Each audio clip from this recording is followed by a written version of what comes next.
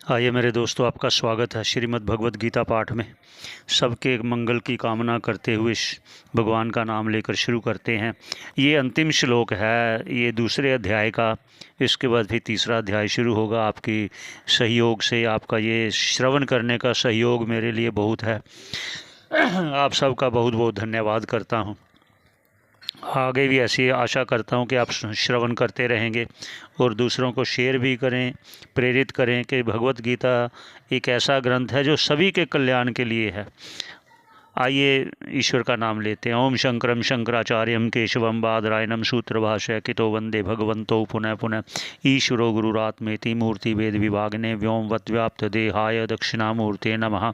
ओम शांति शांति शांति। आइए दोस्तों, अब भगवान ये जब कह रहे हैं ना, तो ये उनका ये संदेश जो है वो साधकों के लिए साधन है और ज्ञानी का जो है उसके लिए लक्षण है, जो पूछा था अर्जुन ने पहले। तो आइए उच्चारण करते हैं पहले।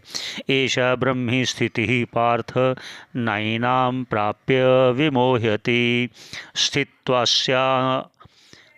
स्थित्वस्याम् अंतकालेपि ब्रह्म निर्वाणमृच्छति।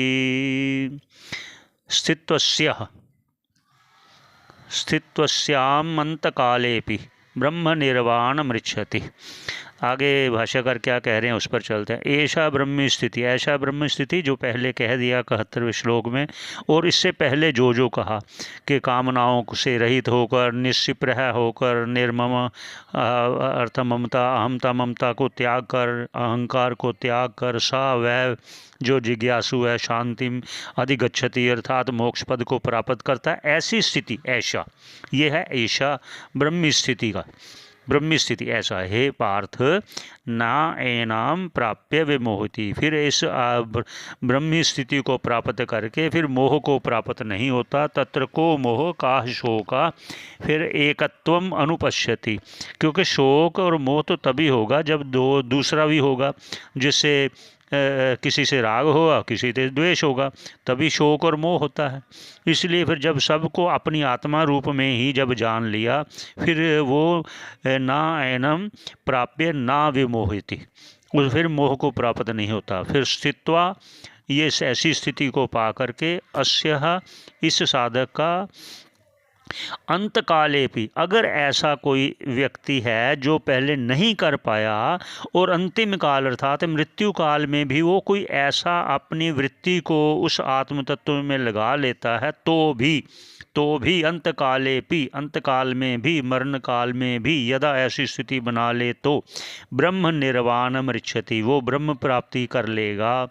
ब्रह्म निर्वाण मतलब देह त्याग करके उसको ब्रह्म की प्राप्ति होगी। ब्रह्म की प्राप्ति अर्थात अपने स्वरूप की प्राप्ति होगी। अपने स्वरूप की प्राप्ति अर्थात इस भवसागर में पुनः वह नहीं आएगा, ऐसा है। तो ये अंतिम श्लोक था, इसलिए भगवान का बहुत शुक्रिया अदा करते हैं, आपका भी शुक्रिया अदा करते हैं जिन्होंने हमें अवसर दिया ये सुनाने के लिए।